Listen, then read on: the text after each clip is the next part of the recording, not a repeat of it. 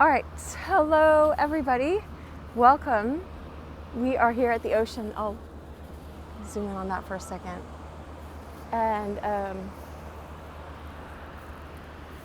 we're going to be reading George MacDonald's book called Sir Gibbie.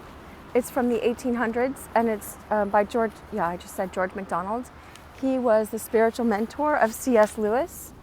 And so I normally walk on a different day. I hike, but I have an appointment that I've already had to reschedule like 4 different times, or I don't know how many times. And so now we're gonna read this today.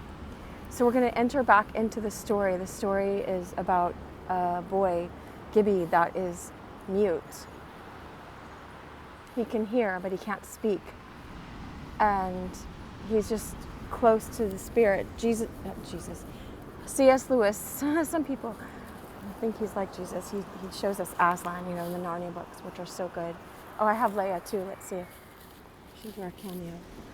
Dun, dun, dun. So C.S. Lewis said he never wrote a book where he didn't quote George MacDonald either directly or indirectly, and anyway. It's a profound book that will change you spiritually. And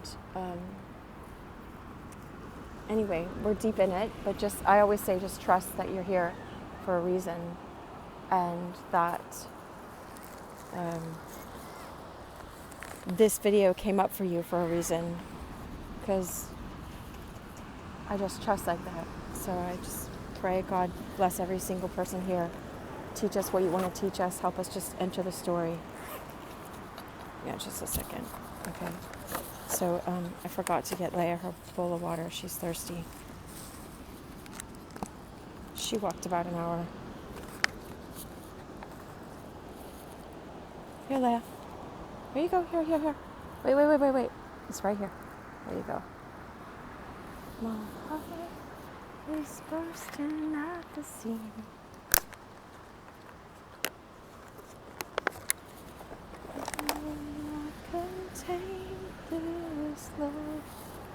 Welcome. I hope you're doing well. Here, I do this to show people we're starting the book.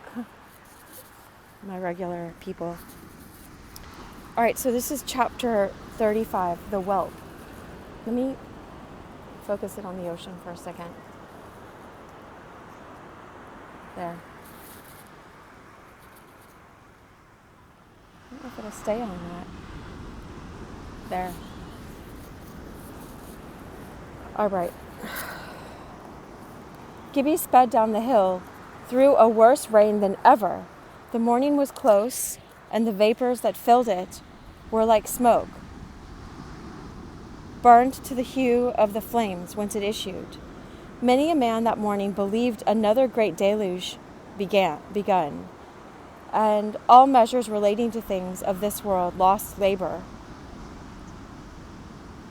So there's a giant storm going on, and like farms are being ripped up, and rocks are falling down this mountain, and Ginevra is this character, and Gibbie brought her up to the cottage. So the sun's starting to come out. He brought her up to this cottage so that she would be safe, and the castle type of the main building where she was living was falling down. The water was about to go over it. And so anyway, we'll just go from there.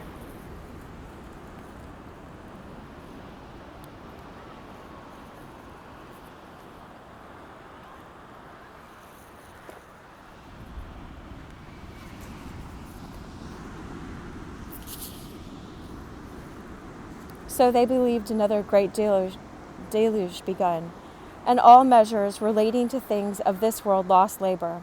Going down his own side of the Glash burn, a burn is like a river, the nearest path to the valley, the gamekeeper's cottage was the first dwelling on his way. It stood a little distance from the bank of the burn, opposite the bridge and gate, while such things were. It had been with great difficulty, for even Angus did not know the mountain so well as Gibbie, that the gamekeeper reached it with the housekeeper the night before. It was within 2 gunshots of the house of Glashruach. Yet to get to it they had to walk miles up and down Glashgar. A mountain in storm is as hard to cross as a sea. Arrived, they did not therefore feel safe. So Gibbie had run down the mountain again to see what he could do to help people and not just sit there. Anyway, the tendency of the Glashburn was indeed away from the cottage, as the grounds of Glashruach sadly witnessed, but a torrent is double-edged, and who could tell? The yielding of one stone in its channel might send it to them.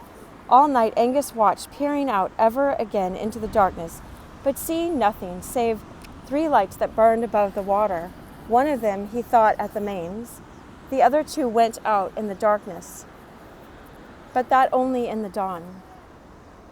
When the morning came, there was the Glashburn meeting the Lorry in his garden, but the cottage was well built and fit to stand a good siege, while any moment the waters might have reached their height. By breakfast time, however, they were round it from behind. There is nothing like a flood for revealing the variations of surface, the dips and swells of a country. In a few minutes they were isolated. Hold on, Leia wants to get on my lap. Sweet girl. What do you want? You want to just sit here? She's hot. I'll show you her in a second.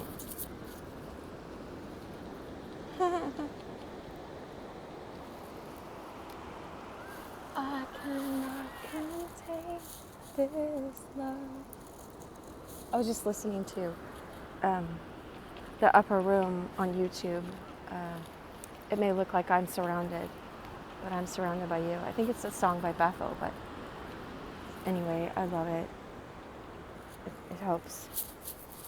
You know, just be present with whatever's going on. I'm trying not to fight it. It just is what it is. It doesn't mean it's me. And we get to enter the story, so that's amazing as well.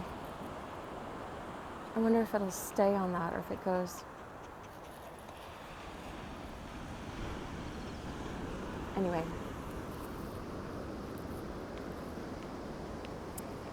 So,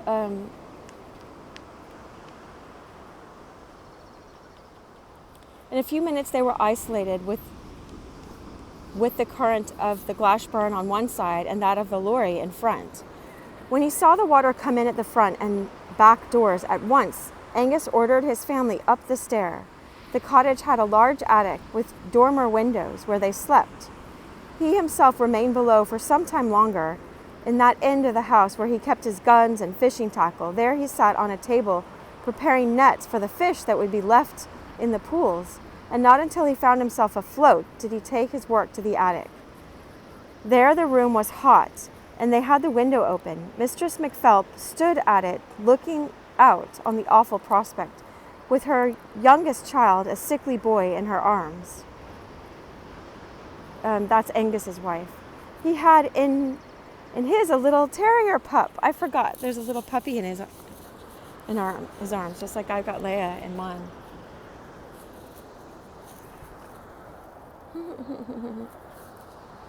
All right.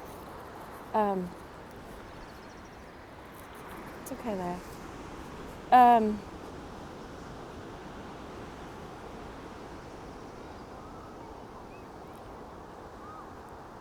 He had in his hands, right, a little terrier pup, greatly valued of the gamekeeper.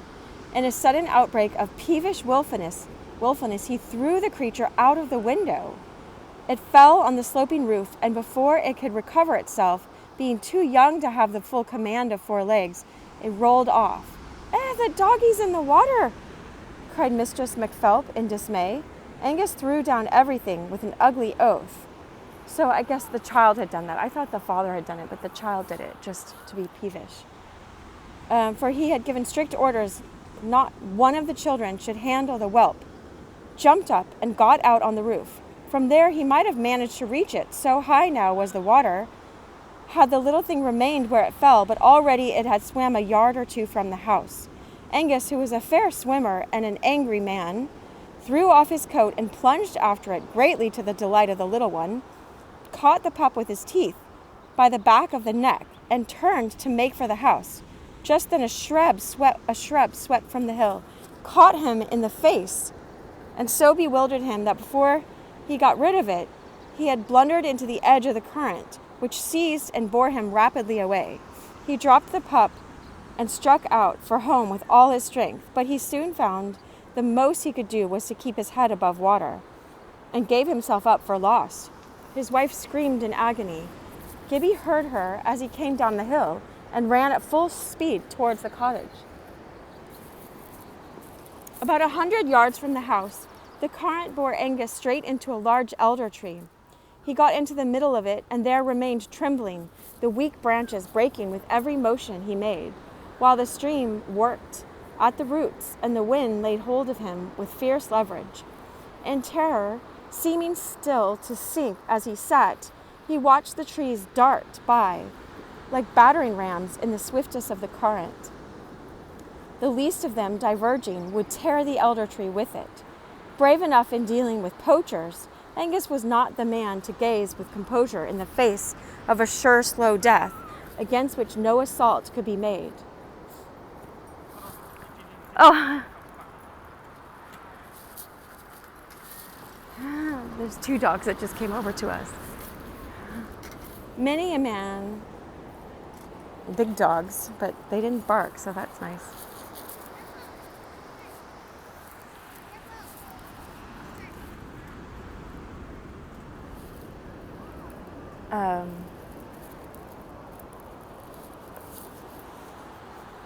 So Angus MacPhelp, if you don't know, if you haven't been here, I won't go long for the people that have been here. He whipped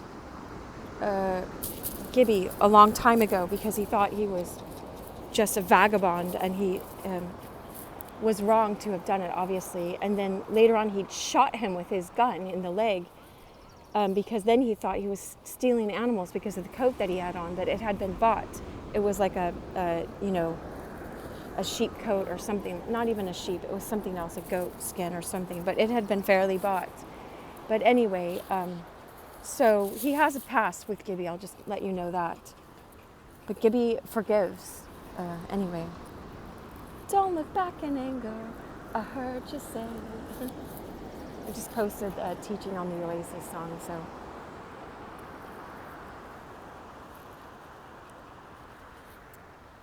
Soul slides away. There's like a party boat out there. Anyway.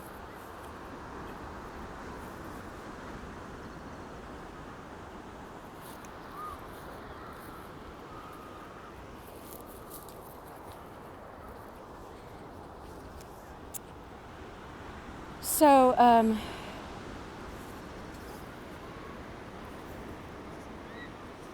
about 100 yards from the house, the current bore Angus straight into a large elder tree. Okay, we got that.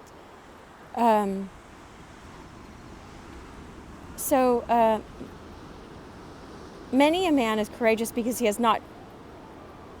Okay, so Angus was not the man to gaze with composure in the face of a sure, slow death against which no assault could be made. Many a man is courageous because he has not conscience enough to make a coward of himself. But Angus had not quite reached that condition, and from the branches of the elder tree showed a pale, terror-stricken visage. Amidst the many objects on the face of the water, Gibbie, however, did not distinguish it, and plunging in, swam round to the front of the cottage to learn what was the matter. There, the wife's gesticulations directed his eyes to her drowning husband. But what was he to do? He could swim to the tree well enough, and he thought back again, but how was that to be made of service to Angus? He could not save him by main force. There was not enough of that between them.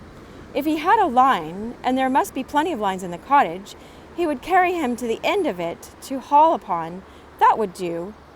If he could send it to him, that would be better still, for then he could help at the other end and would be in the right position upstream to help farther if necessary, for down the current alone was the path of communication open. He caught hold of the eaves and scrambled on to the roof. But in the folly and faithlessness of her despair, the woman would not let him enter. With a curse, caught from her husband, she struck him from the window, crying, "Ye's no come in here, and my man's drowning yonder. Going on, you coward. To him, you coward." Like, she's speaking wrongly. Okay, and so, all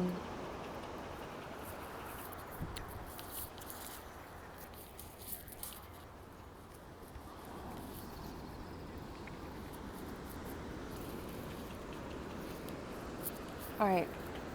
Oops. Never had poor Gibbie so much missed the use of speech. On the slope of the roof he could do little to force an entrance, therefore threw himself off it to seek another, and betook himself to the window below. Through that of Angus's room he caught sight of a floating anchor cask. It was the very thing, and there on the walls hung a quantity of nets and cordage. But how to get in? It was a sash window, and of course swollen with wet, therefore not to be opened, and there was not a square in it large enough to let him through.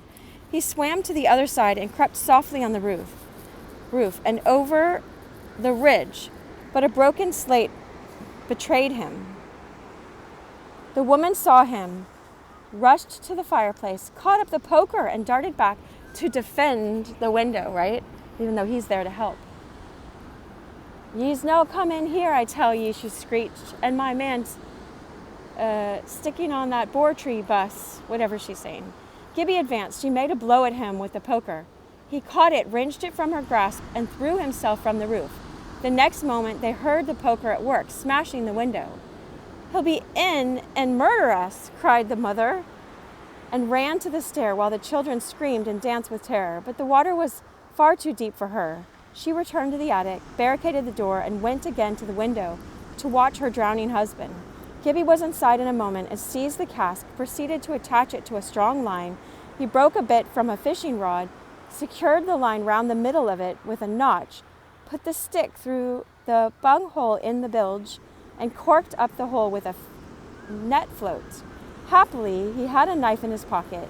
He then joined strong lines together until he thought he had length enough, secured the last end to a bar of the grate, and knocked out both sashes of the window with an axe.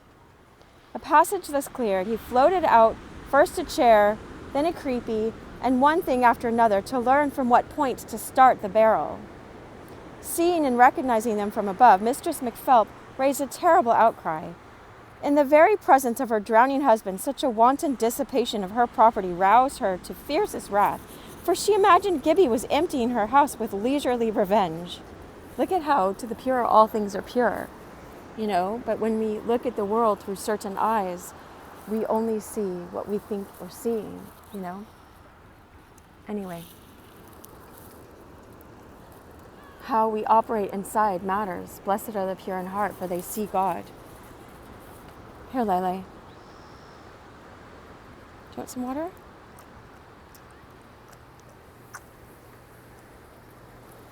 I got you.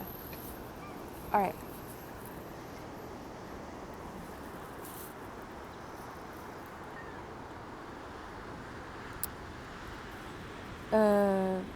In the very process of her... Okay, anyway, she imagined Gibbie was emptying her house with leisurely revenge. Satisfied at length, he floated out his barrel and followed with the line in his hand to aid its direction if necessary. It struck the tree. With a yell of joy, Angus laid hold of it, and hauling the line taut and feeling it secure, committed himself at once to the water, holding by the barrel and swimming with his legs, while Gibbie, away to the side with a hold of the rope, was swimming his hardest to draw him out of the current. But a weary man was Angus. When at length he reached the house, it was all he could do to get himself in at the window and crawl up the stair. At the top of it, he fell benumbed on the floor. By the time that, repentant and grateful, Mistress McPhelp bethought herself of Gibbie, not a trace of him was to be seen, and Angus, contemplating his present experience in connection with that of Robert Grant's cottage, came to the conclusion that he must be an emissary of Satan, who on 2 such occasions had so unexpectedly rescued him. wow, he doesn't even see that he's doing it out of the goodness of his heart. He let him go before, but he couldn't see it. But anyway, perhaps the idea was not quite so illogical as it must seem, for how should such a man imagine any other sort of messenger taking an interest in his life? He was confirmed in the notion when he found that a yard of the line remained attached to the grate, but the rest of it, with the anchor, was gone. Fit bark for the angel, he imagined Gibbie, to ride the stormy waters withal. While they looked for him in the water and on the land, Gibbie was again in the room below, carrying out a fresh thought. With the help of the table, he emptied the cask, into which a good deal of water had got. Then he took out the stick, corked the bunghole tight, laced the cask up in a piece of net, attached the line to the net, and wound it about the cask by rolling the ladder round and round, took the cask between his hands, and pushed him from the window straight into the current of the Glashburn. In a moment it had swept him to the Lorry. By the greater rapidity of the former, he got easily across the heavier current of the latter, and was presently in water comparatively still, swimming quietly towards the mains, and enjoying his trip none the less that he had to keep a sharp lookout if he should have to dive to avoid any drifting object that he might lose his barrel. So it was just an empty barrel. It's not anything worth anything. But quickly, so he's going to where Robert and Janet are. They went down to the mains so he can give them news and see how they're doing. Anyway, that's a farm. They had to bring the cows and the horses into the house because the barn was flooded where it was situated.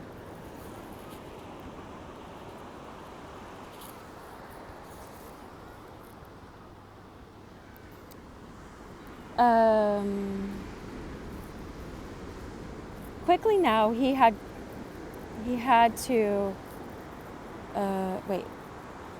he had been so minded he could have returned to the city, changing vessel for vessel as one after another went to pieces. Many a house roof offered itself for the voyage, like a raft. Now and then a great water wheel, horizontal and helpless, devoured of its elements. Once he saw a cradle come gyrating along and urging all his might, intercepted it, but hardly knew whether he was more sorry or relieved to find it empty. When he was about halfway to the mains, a whole fleet of ricks, like horse ricks, I think, bore down upon him. He boarded one and scrambled to the top of it, keeping his fast hold of the end of his line, which unrolled from the barrel as he ascended. From its peak he surveyed the wild scene. All was running water, not a human being was visible, but a few house roofs, of which for a moment it was hard to say whether or not they were of those that were afloat. Here and there were the tops of trees showing like bushes. Nothing was uplifted except the mountains. He drew near the mains. All the ricks in the yard were bobbing about, as if amusing themselves with a slow contradance. But they were as yet kept in by the barn and a huge old hedge of hawthorn. What was the cry from far away? Surely it was that of a horse in danger.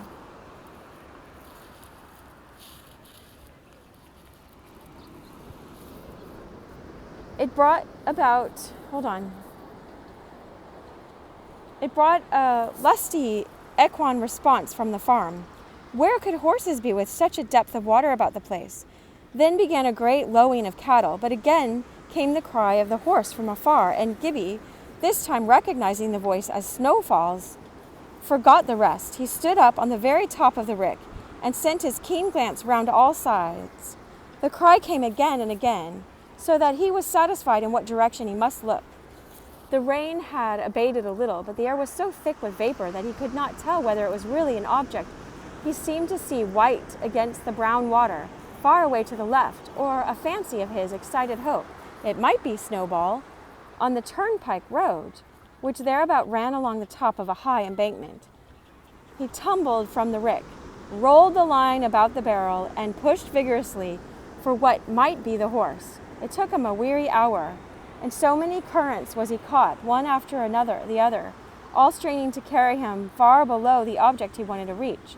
An object it plainly was before he had got halfway across, and by as plainly it was Snowball, testified to the ears and eyes together. When at length he scrambled on the embankment beside him, the poor shivering perishing creature gave a low neigh of delight. He did not know Gibbie, but he was a human being. He was quite cowed and submissive, and Gibbie at once set about his rescue. He had reasoned as he came along that, if there were beasts at the mains, there must be room for Snowball, and thither he would endeavour to take him. He tied the end of the line to the remnant of the halter on his head, the other end being still fast to the barrel, and took to the water again. Encouraged by the power upon his head, the pressure, namely, of the halter, the horse followed, and they made for the mains. It was a long journey, and Gibbie had not breath enough to sing to Snowball, but he made what noise he could, and they got slowly along. He could hum, Anyway, he found the difficulties far greater now that he had to look out for the horse as well as for himself. None but one much used to the water could have succeeded in the attempt, or could indeed have stood out against its weakening influence and the strain of the continued exertion together so long, because there was this watering hole up by where he took care of the sheep that was deep, and he learned how to swim there anyway. And one over by here too, I think. At length his barrel got waterlogged, and he sent it adrift. So this is chapter 36, XXXVI, the brander. All right. Mistress Croll was not, after all, the last who arrived at the mains, but that the next arrival was accounted for scarcely rendered it less marvellous than hers. Just after the loss of Snowball, came floating into the farmyard over the top of the gate, with such astonishment of all who beheld that each seemed to place more confidence in his neighbour's eyes than in his own. A woman on a raft with her 4 little children, seated around her, holding the skirt of her gown above her head and out between her hands for a sail. She had made the raft herself by tying some bars of paling together and crossing them with what other bits of wood she could find. A brander, she called it, which is Scotch for a gridiron, and thence for a grating.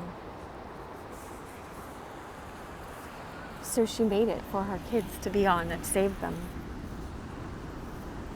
Nobody knew her. She had come down the lorry. The farmer was so struck with admiration of her invention, daring, and success that he vowed he would keep the brander as long as it would stick together, and as it could not be taken into the house, he secured it with a rope to one of the windows. When they had the horses safe on the first floor, they brought the cattle into the lower rooms, but it became evident that if they were to have a chance, they also must be got up to the same level. Thereupon followed a greater tumult than before. Such a banging of heads and hindquarters, of horns and shoulders against walls and partitions, such a rushing and thundering that the house seemed in more danger from within than from without. For the cattle were worse to manage than the horses. One moment stubborn as a millstone, would the next moment start into a frantic rush. One poor wretch broke both her horns clean off against the wall at a sharp turn of the passage, and after 2 or 3 more accidents, partly caused by overhaste in the human mortals, Donald begged that the business should be left to him and his mother. His master consented, and it was wonderful what Janet contrived to effect by gentleness, coaxing, and suggestion. When Horn, the other cow, her turn came, Donald began to tie ropes to her hind hoofs. Mr. Duff objected. "You don't know her as well as I do, sir," answered Donald. "She would have her horns until a man of war went against her. And you couldn't whack her for hurting her even if she did deserve it or something like that. I won't do her any mischief, I warrant you. Just leave her to me." His master yielded. Donald tied a piece of rope around each hind pastern, if cows have pasterns, and made a loop at the end.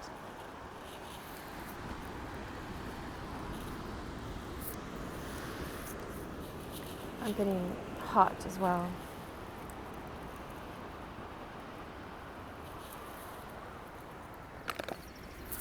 Leia's on my lap. All right. And so,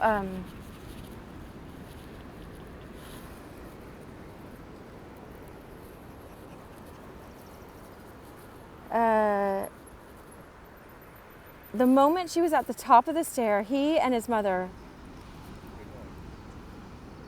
dropped. Here, let's see. Okay. And up yonder so his master yielded, and he made a loop at the end. The moment she was at the top of the stair, he and his mother dropped each a loop over a horn. Now she'll neither stick nor fling, gore nor kick. That's what he's saying. It's the Scottish extra dialect that I have to just translate for us. Said Donald, she could but bellow and paw with her forefeet. The strangers were mostly in Fergus's bedroom. The horses were all in their owners, and the cattle were in the remaining rooms. Bursts of talk amongst the women were followed by fits of silence. Who could tell how long the flood might last, or indeed whether the house might not be undermined before morning, or be struck by one of those big things of which so many floated by and give way with one terrible crash. Mr. Duff, while preserving a tolerably calm exterior, was nearly at his wits' end. He would stand for half an hour together with his hands in his pockets, looking motionless out of a window, murmuring now and then to himself, "This is clean ridiculous." But when anything had to be done, he was active enough. Mistress Croll sat in a corner because they wouldn't let her do work.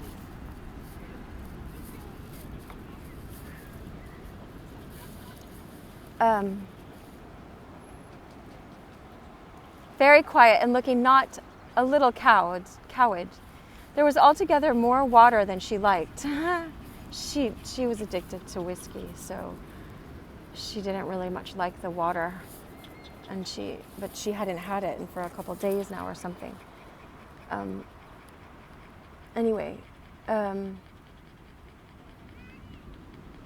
There was altogether more water outside as well, right? It's just flooding.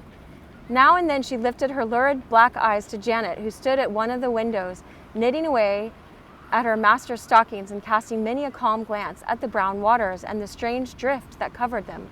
But if Janet turned her head and made a remark to her, she never gave back other than curt, if not rude, reply. In the afternoon, Jean brought the whiskey bottle. At sight of it, Mistress Croll's eyes shot flame. Jean poured out a glassful, took a sip, and offered it to Janet. Janet, declining it, Jean, invaded possibly by some pity of her miserable aspect, offered it to Mistress Croll. She took it with affected coolness, tossed it off at a gulp, and presented the glass not to the hand from which she had taken it, but to Jean's other hand, in which was the bottle. Jean cast a piercing look into her greedy eyes, and taking the glass from her, filled it and presented it to the woman who had built and navigated the brander. Mistress Croll muttered something that sounded like a curse upon scrimp measures, and drew herself farther back into the corner where she had seated herself on Fergus's portmanteau. I don't know what that is, but some part of his room. Anyway, I doubt we had an Aiken in the camp of Jonah until the ship, said Jean to Janet as she turned bottle and glass in her hands to carry them from the room. Nah, neither said good nor don't say anything good or ill about this right now. She's, anyway, I think I said that to my mom this morning. That's funny, because it's not something I usually say. Folk will be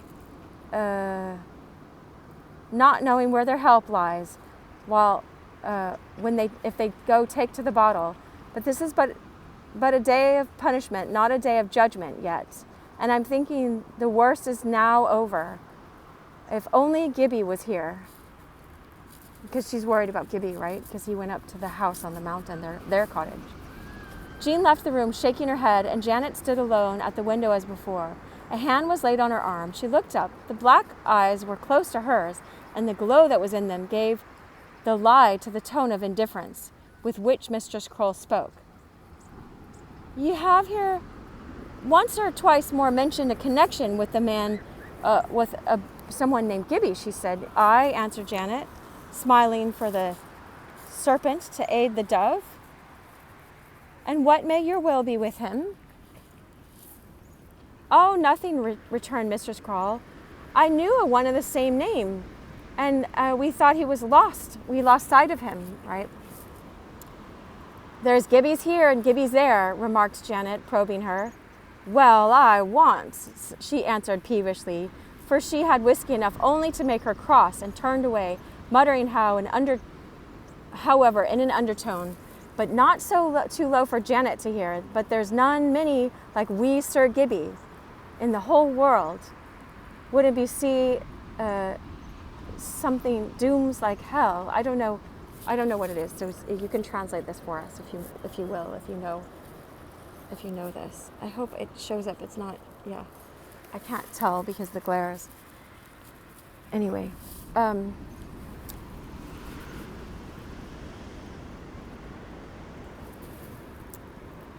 Janet was arrested in her turn.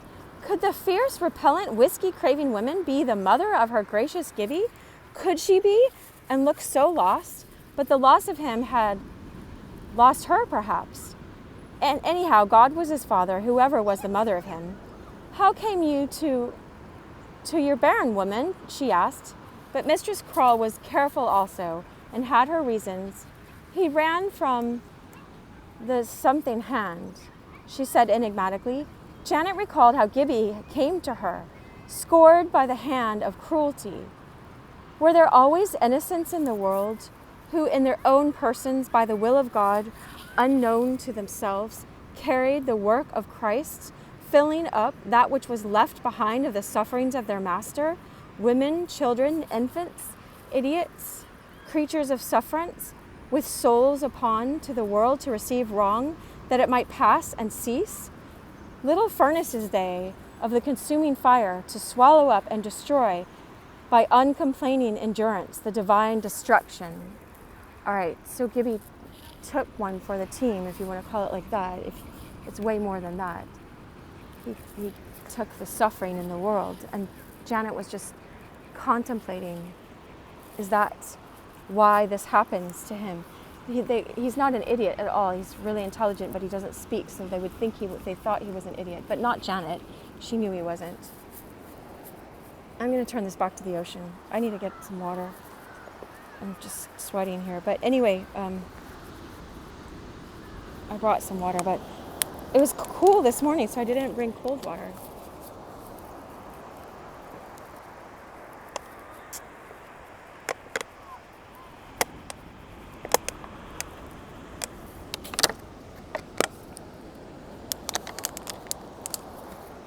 Okay, thanks. I don't have a pause on this, or I would have paused it. Oof. And so, how came he by the bonny nickname? She asked at length. Nickname, retorted Mistress Croll fiercely. I think I hear you. His name is a title by law and right, as sure as ever there was a King James, at first put his hand to the making of baronets. As it often I have heard Sir George, the father of him, tell the same. She ceased abruptly, annoyed with herself, as it seemed, for having said so much. She didn't mean to reveal who she was or that she knew his father, right?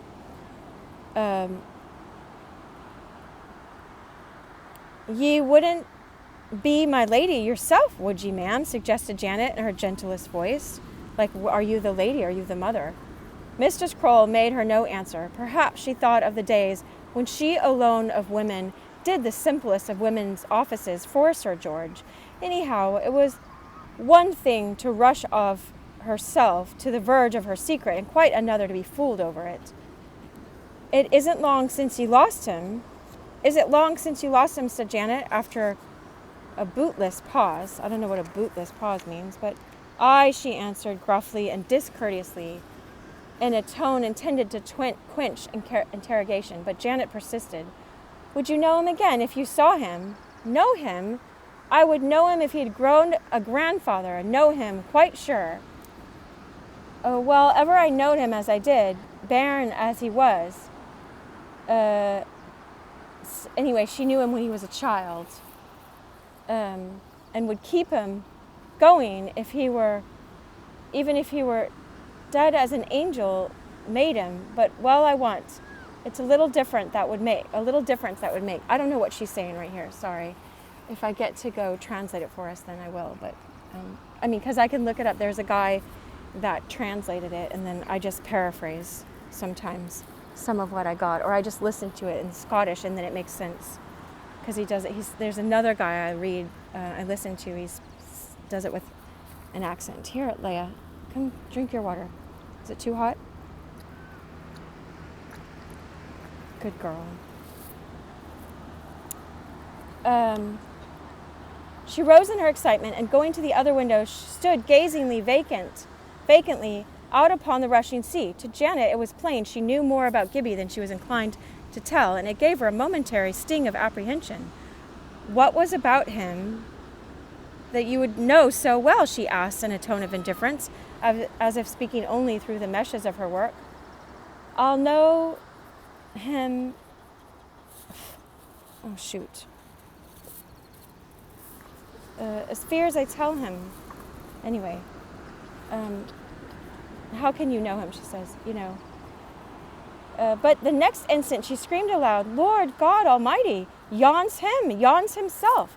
And she, stretching out her arms, dashed a hand through a pane. Hold on, I don't know if this is a tick. I don't know if there are ticks in the sand. Anyway, I got it. Okay. And so, letting in an eddying swirl of the wind and water while the blood streamed unheeded from her wrist. The same moment Janet entered the room, she heard both the cry and the sound of the breaking glass. Care what set the beggar's wife, she exclaimed. Go from the window, you Randy. Mistress Croll took no heed. She stood now, staring from the window, still as a statue, except for the panting motion of her sides. At the other window stood Janet, gazing also with blessed face, for there, like a Triton on a seahorse, came Gibbie through the water on Snowball, swimming wearily. He caught sight of Janet at the window, and straightway his countenance was radiant with smiles.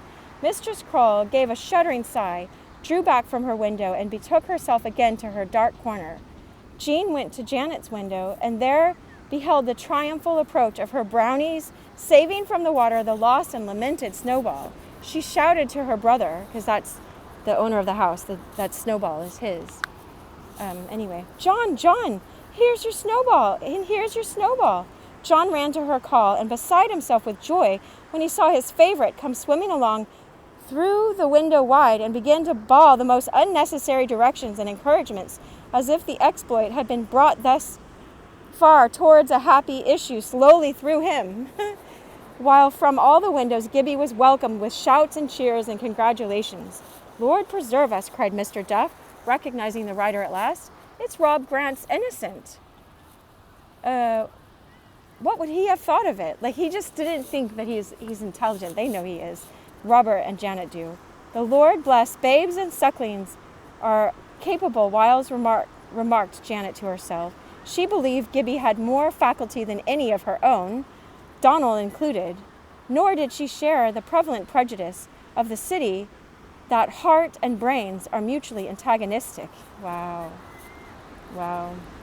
For in her own case, she had found that her brains were never worth much to her until her heart took up the education of them. But the intellect is, so much oftener than by love, seen and felt to be sharpened by necessity and greed, that it is not surprising such a prejudice should exist. Like, he couldn't see how Gibbie would go willfully and go save Snowfall for him. Even just Snowfall for himself, to save a horse, not just as property. Take him round to the door where you got him. Ye best get him in the window up the stair. He'll be mighty hungry.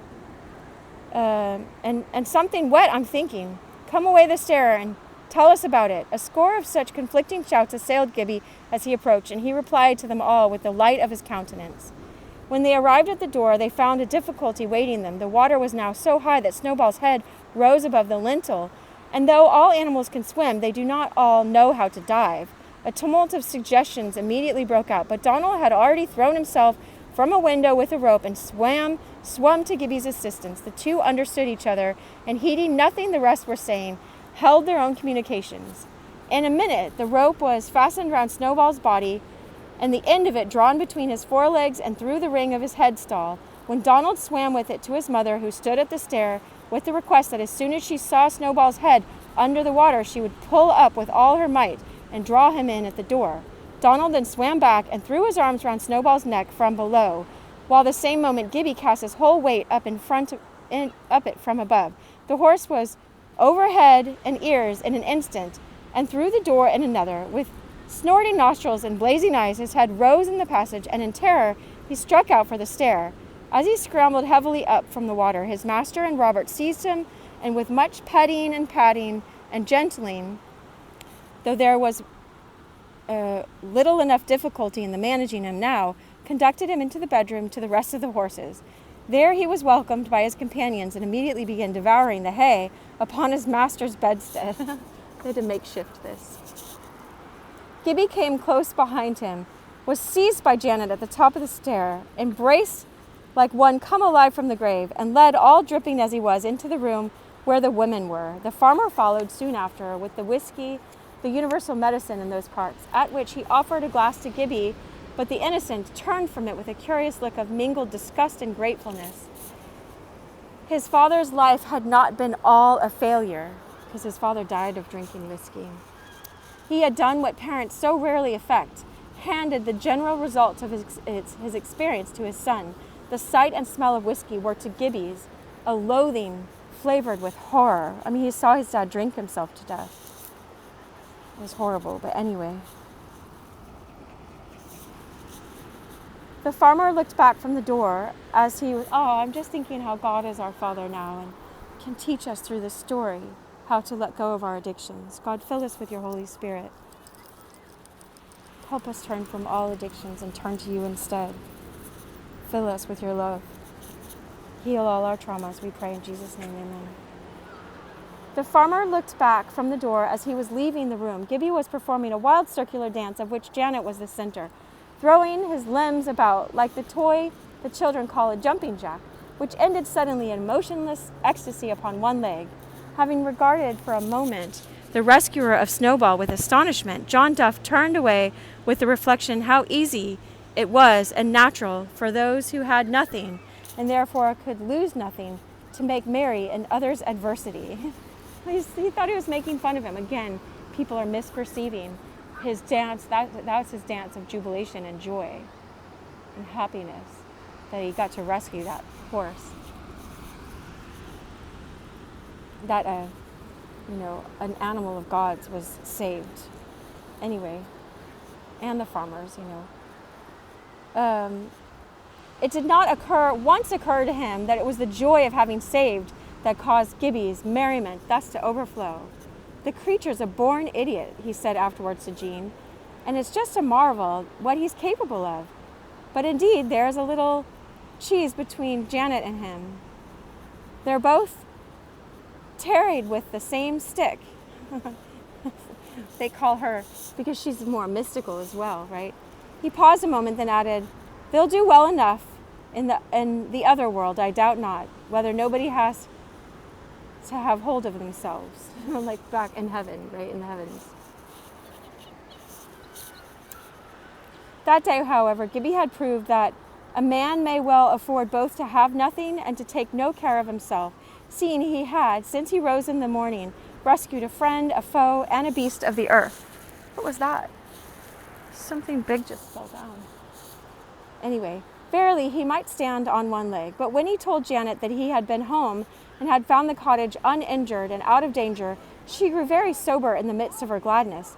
She could say nothing there amongst strangers, but the dread arose in her bosom that if indeed she had not, like Peter, denied her master before men, she had, like Peter, yielded homage to the might of the elements in his ruling presence, and she justly saw the same faithlessness in the two failures.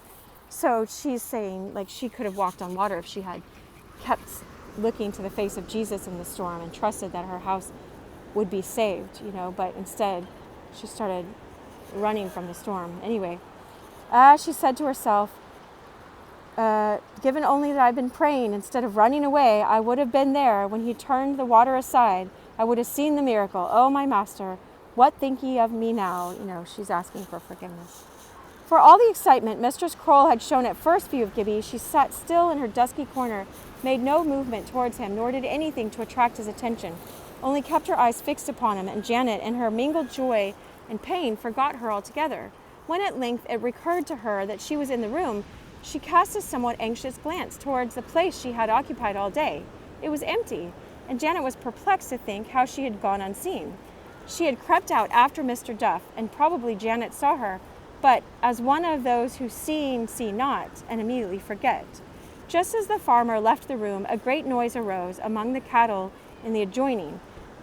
He sat down the bottle on a chair that happened to be in the passage and ran to protect the partitions. Exultant would be a poor word wherewith to represent the madness of the delight that shot itself fires into Mistress Croale's eyes when she saw the whiskey bottle, actually abandoned within her reach. It was to her as the very key of the universe. She darted upon it, put it to her lips, and drank. Yet she took heed, thought while she drank, and did not go beyond what she could carry. Little time such an appropriation required. Noiselessly she set the bottle down, darted into a closet containing a solitary calf. So there's just a closet with a little baby calf in it, right? And there stood, looking from the open window in right innocent fashion, curiously contemplating the raft attached to it, upon which she had seen the Highland woman arrive with her children. At supper time she was missing altogether. Nobody could with certainty say when he had last seen her. The house was searched from top to bottom, and the conclusion arrived at was that she must have fallen from some window and been drowned, only surely she would at least have uttered one cry. Examining certain of the windows to know whether she might not have left some sign of such an exit, the farmer discovered that the brander was gone. "Losh!" cried the or other men, with a face bewildered to shapelessness, like that of an old moon rising in a fog. "Yon'll be her. I saw her an hour ago, down the water." Something, said the master. "How could she, with so far gone to the bottom? She's on the branner, however they called it." "Brander," answered the other man. "I took her for a muckle dog upon a door. The wife must be a witch." That's what she looked like to them, but anyway. John Duff stared at the man with his mouth open, and for half a minute all were dumb. The thing was incredible, yet hardly to be controverted. The woman was gone, the raft was gone, and something strange that might be the two together had been observed about the time, as near as they could judge, when she ceased to be observed in the house. Had the farmer noted the change in the level of whiskey in his bottle, he might have been surer of it, except indeed the doubt had then arisen whether they might not rather find her at the foot of the stair when the water subsided. Mr. Duff said the luck changed with the return of Snowball. His sister said with the departure of the beggar wife. Before dark the rain had ceased, and it became evident that the water had not risen for the last half hour.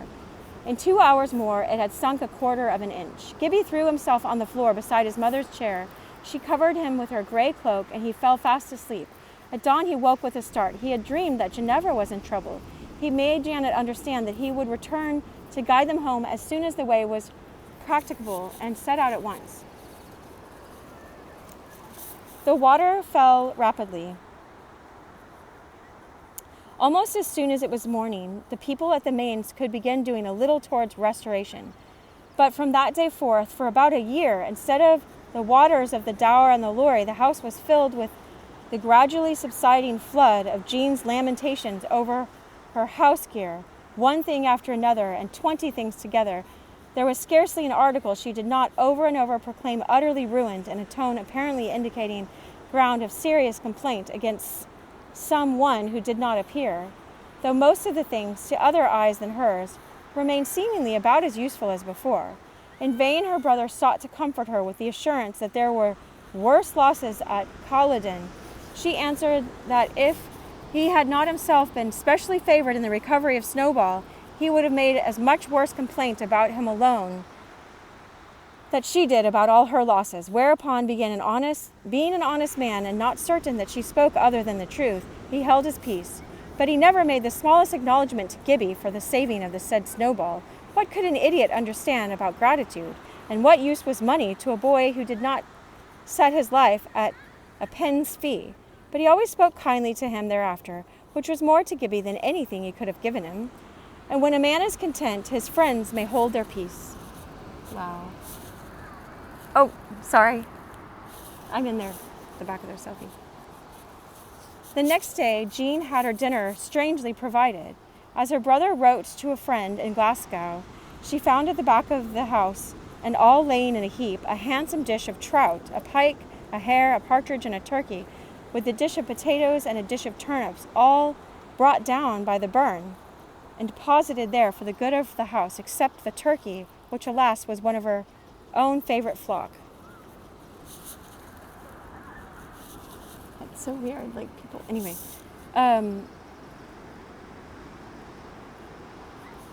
Wow. So, see, it says, there's a footnote. See Sir Thomas Dick Lauder's account of the Moray-Ashore floods in 1829, first edition, page 181. An enchanting book, especially to one whose earliest memories are interwoven with water floods. For details in such kind here given, I am much indebted to it. Again and again, as I have been writing, has it rendered me miserable. My tale showing so flat and poor beside Sir Thomas's narrative. Known to me from childhood, it wakes in me far more wonder and pleasure now than it did even in the days when the marvel of things came more to the surface. So there was a flood back then that a man wrote about. All right, and so we're almost finished with this chapter. In the afternoon, Gibbie reappeared at the Mains, and Robert and Janet set out at once to go home with him. It was a long journey for them. He had to take them so many rounds. They rested at several houses and saw much misery on their way. It was night before they arrived at the cottage. They found it warm and clean and tidy. Ginevra had, like a true lady, swept the house that gave her shelter. That ladies often do, and perhaps it is yet more their work in the world than they fully understand. Wow, we keep sweeping this world that gives us shelter. Thank you, God.